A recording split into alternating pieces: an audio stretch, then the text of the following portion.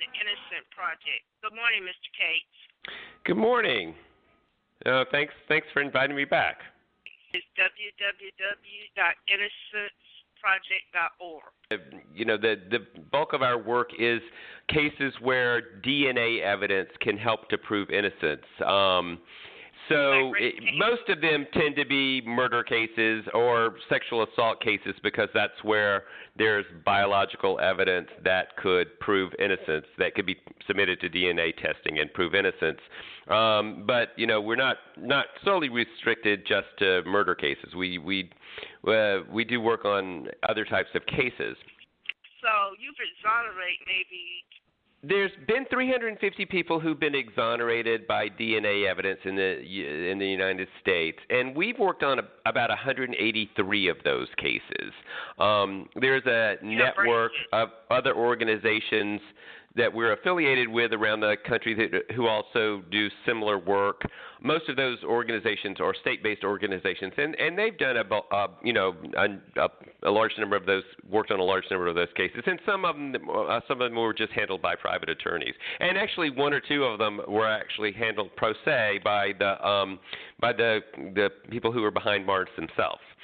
It was founded in 1992 by Mr. Peter Neufeld and Mr. Barry Schultz at Cardozo School of Law. And it says it exonerates the wrongly convicted through DNA testing and reforms the criminal justice system to prevent future injustice. That's correct. Barry Scheck and Peter Neufeld were former criminal defense lawyers. They both had met each other when working at the Legal Aid Society in New York in the Bronx. And right around the time that DNA technology was first evolving and it was beginning to be used in criminal cases, they got really interested in the issue, and they soon realized that if DNA evidence could prove someone was guilty of a crime, they could also use the same evidence to go back and prove that someone had been wrongly convicted of a crime. And so really they were kind of at the forefront of that movement of going back and using DNA technology to go and prove that people had been wrongly convicted.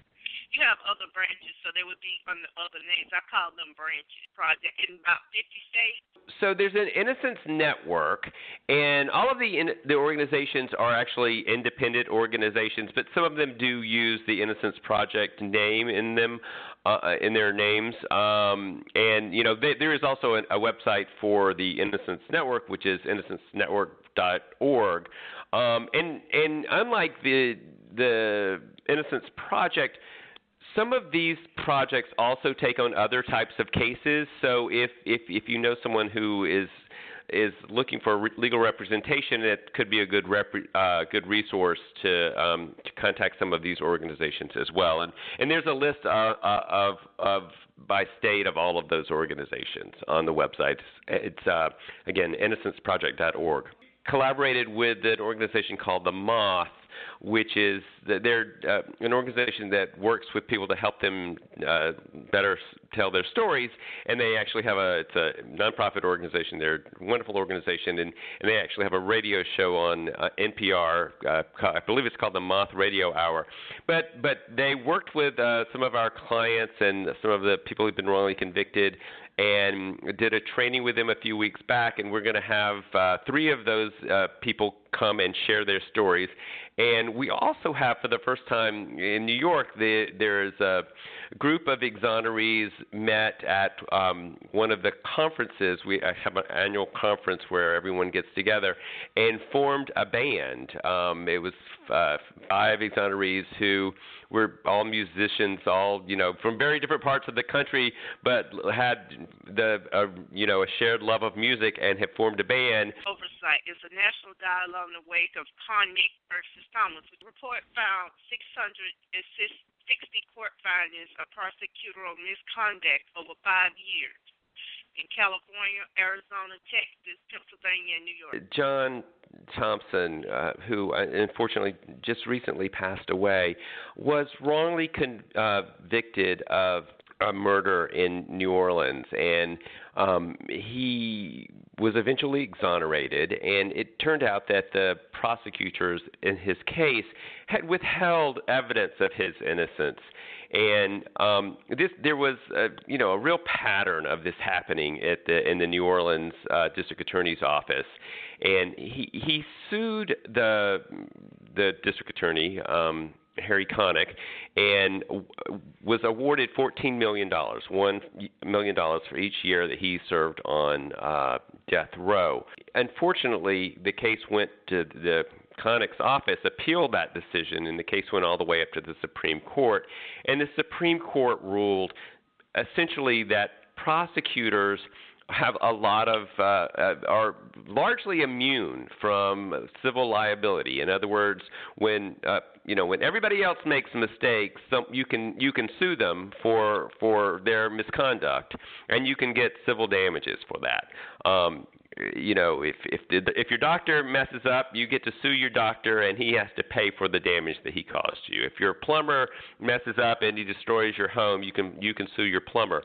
But the Supreme Court has said that prosecutors are, for the most part, they can still be sued under some.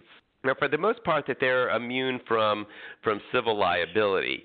And so this basically gives prosecutors a free ride. And so, when they make mistakes, there's really very few checks or balances on their, misconduct. And so that's why we put out this report. And we wanted to go back and look and see, how big of a problem this is and how often people are held accountable for the misconduct. And as you noted, there were over 600 instances of misconduct in those 5 states during that 5-year period, and only one prosecutor was ever held accountable for that misconduct. And so what we're really trying to do is bring attention to this issue.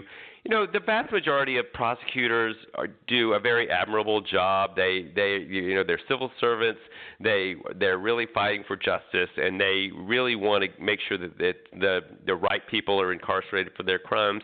But what we see is there are some prosecutors who are overzealous and kind of lose sight of their ethical obligations and cross the line. And, just as everybody else is held accountable for their misconduct, prosecutors should be too. And so we just really need to find better systems and better ways of making sure that these people who we give a tremendous amount of power are held accountable for their misdeeds. Because when the wrong person is incarcerated, that means that the person who actually committed the crime goes free to commit other crimes. Yes, sir. I understand what you're saying, and you would like to see prosecutors in the United States held responsible. That's right. In every other aspect of society, really, we look for systems. We have systems, and we have checks and balances in that system in order to make sure that there is improvement. That's why we have air traffic controllers, and if they make mistakes, they're held accountable for those mistakes, because we don't want air crashes, or when a bridge collapses, we send a team of people in to go and find out what happened. Was there a mistake with the engineer? Okay. But with prosecutors, we don't have that.